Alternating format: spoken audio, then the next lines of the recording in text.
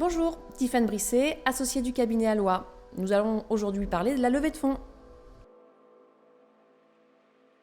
Quel que soit son montant, la levée de fonds est une étape importante dans la vie d'une start-up. Elle est nécessaire lorsque la société a besoin de financer des investissements ou une croissance rapide à un moment où les aides publiques ou les financements bancaires ne suffisent plus. De façon très schématique, la levée de fonds consiste en une augmentation de capital. En contrepartie des sommes versées par les investisseurs, ceux-ci vont recevoir des titres de la société. Il est possible de décomposer le processus de la levée de fonds en 4 grandes étapes. La première étape, la lettre d'intention. À ce stade, les fondateurs ont déjà identifié les investisseurs, ils ont défendu leur dossier auprès d'eux, ce qu'on appelle pitcher, et entamé les négociations.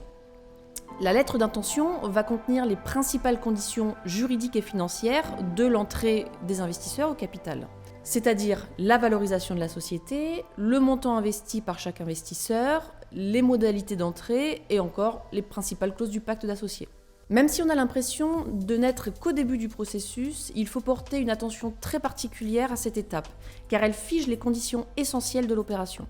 Il convient donc de faire appel au conseil d'un avocat ou d'un conseil financier dès ce stade. Deuxième étape, les audits de la société. Après la signature de la lettre d'intention, s'ouvre la phase des audits par les investisseurs. Il s'agit d'une analyse approfondie de la situation financière, juridique, fiscale et sociale de la société. Leur but est de confirmer la valeur de la société et que l'activité de la société ne présente aucun risque qui serait de nature à affecter cette valeur.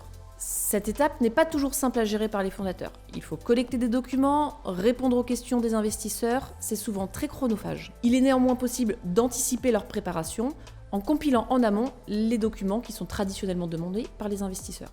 Troisième étape, le pacte d'associés.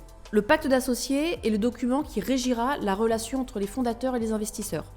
Il s'ajoute au statut de la société mais reste strictement confidentiel. Son contenu est variable d'une opération à l'autre, ça dépend du nombre de fondateurs, de la répartition du capital et bien sûr des exigences des investisseurs. Mais on y retrouve classiquement des clauses telles que l'inaliénabilité des actions des fondateurs, des mécanismes de préemption ou d'agrément en cas de cession, des clauses anti-dilution et bien sûr toutes les clauses liées à la sortie des investisseurs. Le pacte contient également toutes les règles relatives à la gouvernance de la société.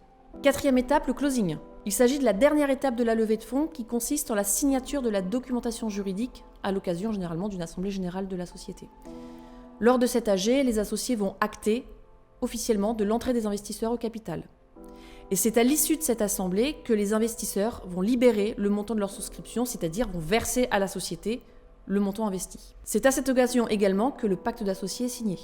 La toute dernière étape de la levée et l'accomplissement des formalités légales et de publicité afin de rendre cette opération opposable à tous.